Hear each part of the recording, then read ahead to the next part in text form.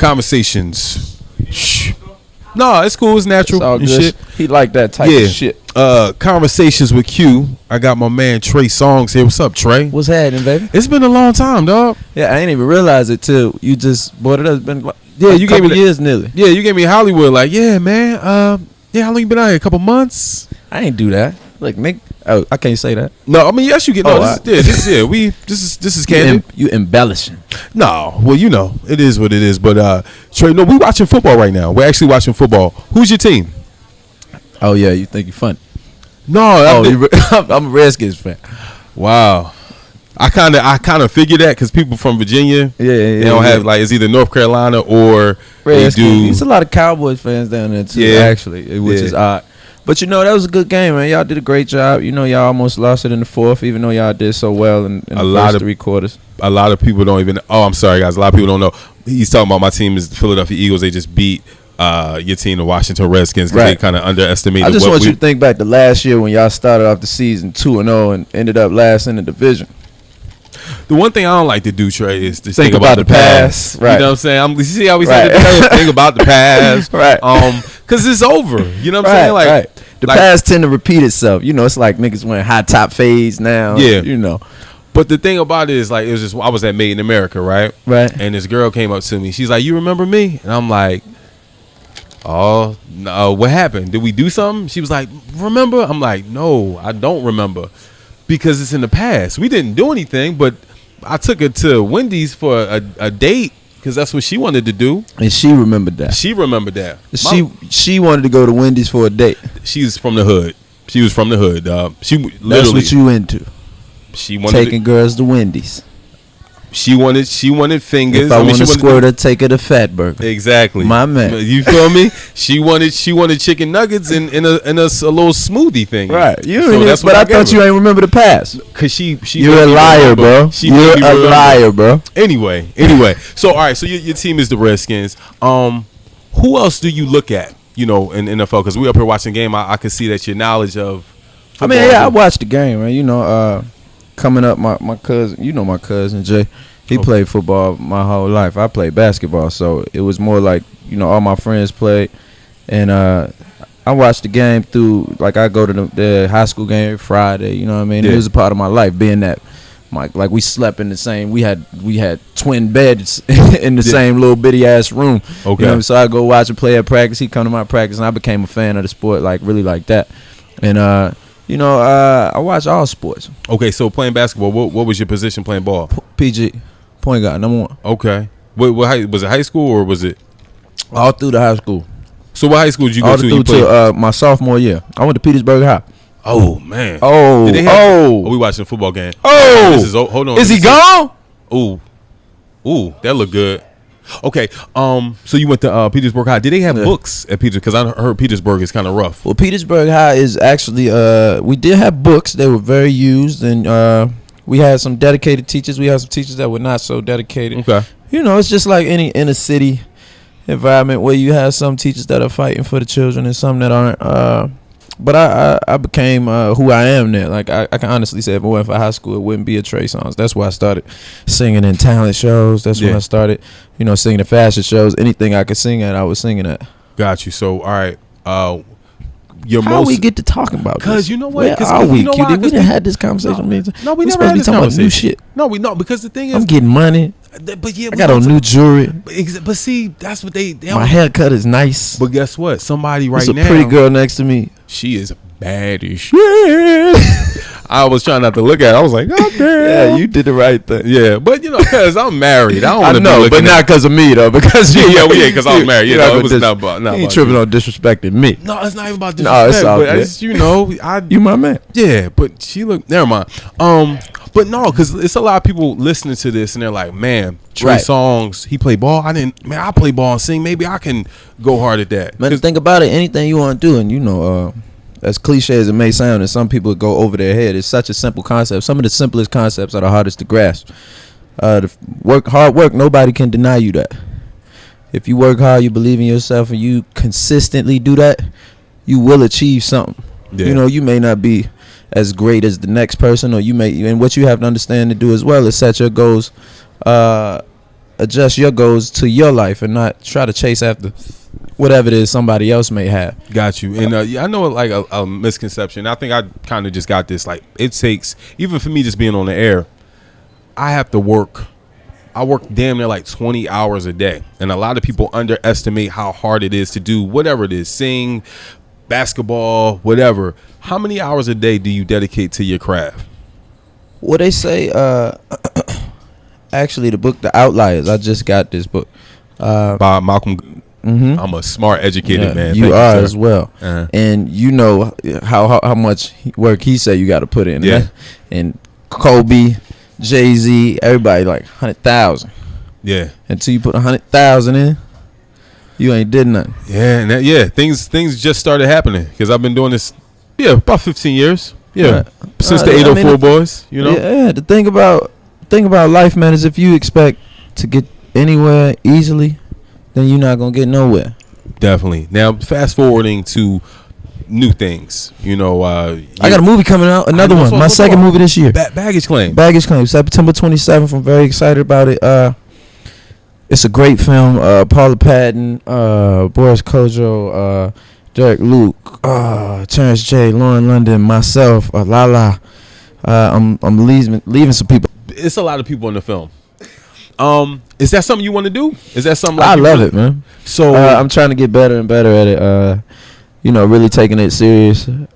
And one of the things I explain to a lot of people is that, being that I am in a position that I am in the music world, it sometimes gives you an advantage over some actors that have been acting all their lives, as far as who you can get into the room with, who you can have a conversation with, who I can speak directly to a director of some films that people who act every day and go to classes and take 15 auditions a week can't do. So what I want to make sure that I'm not doing is the craft of acting. I want to make sure that I'm not doing it a disservice. I want to make sure that I really have the chance to get better and better. That's why you see me take the roles I pick. And when you see Baggage Claim, you'll see and understand why I took that role.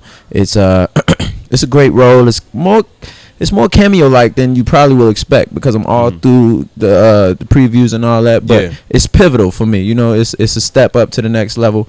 I did Texas Chainsaw Massacre earlier this year. It was the #1 movie in the world the first week this year. And that was a great surprise for everybody. Yeah. We did probably 15 million over what we were projected to do. Are we going to see any more movies? Most definitely. I ain't do none before this, and I got 2 this year. And I just actually went to audition for something very special the other day that I'm praying about, and I hope I get it. That's an interesting thing. You said that because you act, you get to get in different kind of rooms. You still have to audition. This is my first audition, actually. So are you standing, when you're doing an audition, are you literally waiting in a room with other people? It's interesting. The last audition I did, I was waiting in the room with a Jonas brother. I didn't even know. I wouldn't know them if I seen them on the street. I'm gonna keep it 1,000 with you. My assistant seen. She said, cause she went in and signed the paperwork and all that, and I wanted to get my mind right, so I was sitting in the car, and she said, but the Jonas boy just walked in here, so you got to sign this list and all that. So it's Hollywood, what I'm saying? It's a process that a lot of people have to go through in certain situations, and it was a great situation. It was a great experience, I should say, to go in there and really audition and feel what it's like to feel the pressure that a real actor feels, to step up to the plate and all that. Because I usually meet with the director. Okay. Make sure we study one-on-one. To make sure that I do it very well. And I've picked films and directors that have in John Lucenhop and and David E. Talbot, who directed Baggage Claim. I've picked them because I know that they protect my interests. When I have a conversation with a director or anybody that I have anything to do with, if we going into business together, whether it be Grey Goose, whether it be Kodak, whether it be whomever I've done anything with, it's gonna be us together. Okay. I'm not going to do more for you than you're going to do for me because this is a partnership. We're going to make sure we meet each other in the middle. So with David E. Talbot, he worked with me very closely to make sure that I knew the lines, knew what it was he wanted to give. And it's not a lot of directors that do that nowadays, from what I understand, speaking to a lot of actors, a lot of actresses, a lot of acting coaches. They expect you to come in and do your thing and know what you're doing. Now, are you training? Do you actually have you going with acting coaches? Yeah, I do have a coach. Okay. I got a coach. And my coach actually just moved to New York. And I'm living in LA now, so I'm flying over there to see her because your acting coaches in acting is a lot like your pastor or something. Like it's real, like the connection that you have with that person because you share so much of your life. And acting is really what I'm coming to learn is that, it's learning how to project emotions that you really feel into a character.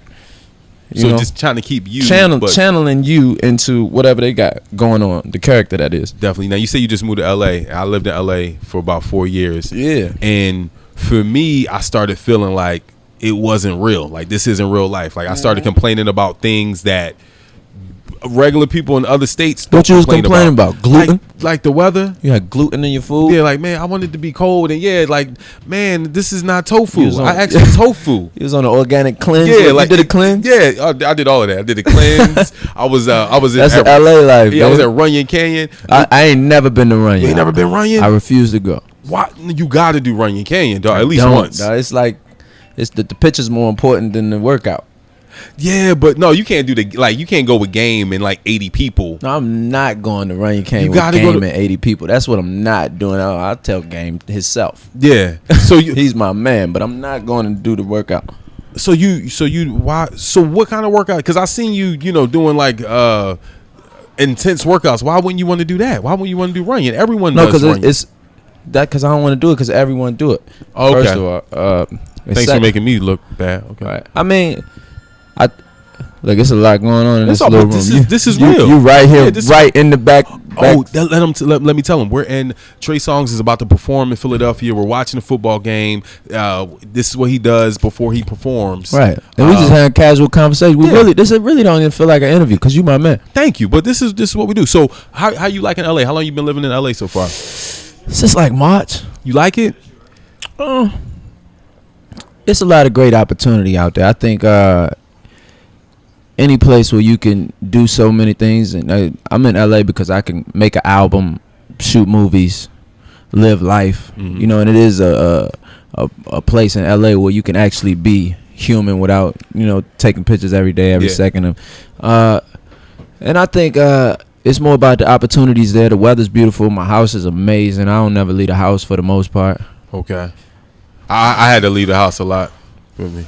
Your house wasn't that nice. I mean, it probably wasn't a Trey Songz house. No, I'm just fucking with you, dog. Yeah, it was cool. It was all right. You know what? You should have been out there when I moved out there. But I was here. I know, but if you was there when I was, because you my boy for real though. When QD's come in the room, I ask him about his kids. You know what I'm saying? Like, you really my man. Like, I think people don't even know. I probably wouldn't be married if I would have been out there when you was out there. That would have probably been an issue. That's a real issue. That's a real issue. Because you got a beautiful family. I don't want to take that from you. Thank you, sir. And, speaking of, your friends, I just looked on Instagram. Your man just got married. Yeah, shout out to Moo. Moomy Daddy, yeah, right? Moo. Okay. Does that inspire you to want to be like, man, that's beautiful, man? Man, anybody around you will tell you for real that, at the heart of all of this, Trey Songz fight with Tremaine every day. Okay. Yeah. Because, my family come before anything. Like, I don't have no kids, but my younger brothers are 10 years younger than me. You know what I'm saying? So I was like kind of like a big brother, father figure to them in a lot of ways. My little cousins are very young. They in high school and middle school now. I'm 28 years old. Yeah. And we didn't have a lot of male figures in our family, so I am that for them in a lot of cases. Got you. Is it hard? Is your whole family in LA or is just my whole family in Virginia? So I'm always back and forth to Virginia no matter what. But I say all that to say is that I think family is the most important thing in the world. Like, no matter how much success you obtain, no matter how rich you get, no matter how many records you sell, taking care of the people that love you and leaving a lasting impression on people that admire you. Yeah, and now I know a lot of people look at Trey Songz like, man, you got the world, you doing everything. Is it hard for you to really, like, truly trust somebody, like, on a relationship level that you've met? I don't trust too many people. After Trey Songz, after you were Trey Songz. Is that hard? I've been blessed to have met good people and, never been fucked over too badly. A lawsuit here, sue me there, this, that, and the other. But for the most part, I've been blessed, man, because I don't deal with some of the crazed star stuff you hear about a lot of the times. You know what I mean? Yeah. Yeah, because we never really hear you, it's nothing crazy. I try to keep my shit like a little low. Got you. Now, Trey, what would you be doing if you weren't doing this? I know you heard what I was talking about. 2005. No. Oh, no, we ain't even going. No. What would you be doing? Like, what do you think your life would have went? I like to think of myself as pretty smart, so I would have figured something out. I don't know what exactly it would have been because I love making music more than I love anything else. My mother tell you that music is the first thing I was inspired myself to do, self-motivated. I didn't need nobody to tell me. Like, yeah, I was the cat that, I finished my schoolwork and draw all over the paper. I finished before everybody else, but I get 15 points deducted because I drew all over the paper. You know what I mean? Like I was always focused on creativity and art more so. Like, art class was my favorite. And I cut hair because I like to draw. And you still cut hair? I ain't cut hair in a long time. Sometimes I shake myself up. You should cut one of your, like, your man taking pictures right here. You should just cut his hair. Nah, his shit a little up top. It's a little crazy. I didn't want to say it because I don't know him, and I don't know how. I don't know what he does. That's my man. Yeah, that's what I'm saying. Like, that's I got him. He cool. Yeah. We had this conversation about his hair. Okay. Well, I mean, you gotta go against his joint up top. He like. His shit like Clue shit was in backstage. Hilarious. Trey, I appreciate the conversations with you, man. This was just a conversation. It wasn't, my boy. I ain't want to ask you about this or that or this. It's all love, man. New album coming soon? I'm chilling, man. I like that. That's when you got a lot of money. Nah, I'm just fucking with you. I'm working. Oh, okay. I had a conversation, because this is my most relaxed summer I ever had. Yeah.